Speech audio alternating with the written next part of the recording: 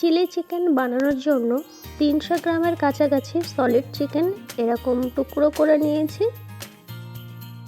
1 চামচ লবণ দিয়ে দিলাম, 1.5 চামচ গোলমরিচের গুঁড়ো দিয়ে দিচ্ছি, আদা রসুন বাটা 1 চামচ করে দিয়ে দিচ্ছি, লেবুর রস 1 চামচ দিয়ে দিলাম, ভিনিগার দিয়ে দিচ্ছি 1 চামচ।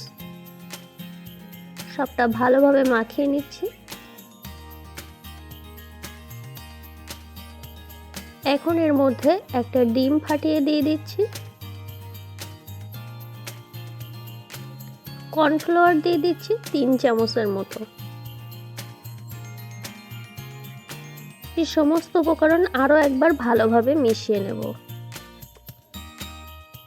মেশানো হয়ে গেছে, আমি আধ ঘন্টার জন্য এটা রেস্টে রাখবো। এখন সসটা রেডি করব। 2 চামচ মতো গ্রিন চিলি সস নিয়ে নিচ্ছি,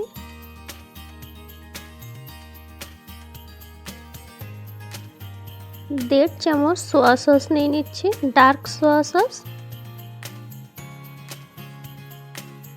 এখন দিয়ে দেব টমেটো সস, 2 চামচ টমেটো সস দিয়ে দিচ্ছি, একটু মিশিয়ে নেব। 1 চামচ কর্নফ্লাওয়ার দিয়ে দিলাম। নর্মাল পানি দিয়ে সব উপকরণটাই ভালোভাবে মিশিয়ে নিচ্ছি।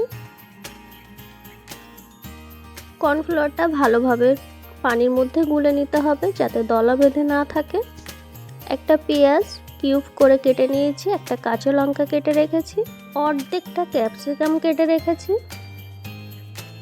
আদা রসুন কুচিয়ে রেখেছি 1 চামচের একটু বেশি করে, বিনস কুচিয়ে নিয়েছি সামান্য। কড়াইয়ে তেল গরম করে মাংসের টুকরোগুলো এক এক করে দিয়ে দিচ্ছি। মাংসের টুকরোগুলো একটু ছড়িয়ে ছড়িয়ে দিচ্ছি যাতে জোড়া লেগে না যায়। গরম হয়ে গেছে, এটা ভালোভাবে ভেজে নিচ্ছি।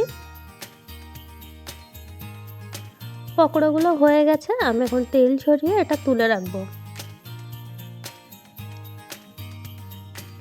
আরেকটা কড়াইয়ে সামান্য সাদা তেল দিয়ে আমি সাদা তিল দিয়ে দিয়েছি, আদা আর রসুনের কিমাটাও দিয়ে দিলাম। ভালোভাবে ভেজে নিচ্ছি, থেকে ফ্লেভার বার হওয়া পর্যন্ত অপেক্ষা করছি। এখন বিনসটা দিয়ে দিলাম, বিনসটা একটু ভাজা ভাজা পর্যন্ত অপেক্ষা করছি। এবার ক্যাপসিকামটা দিয়ে দিচ্ছি, ক্যাপসিকামটাও একটু মিশিয়ে নিলাম, পেঁয়াজ আর লঙ্কা কুচিটাও দিয়ে দিলাম, 1 চামচ লবণ দিয়ে দিয়েছি।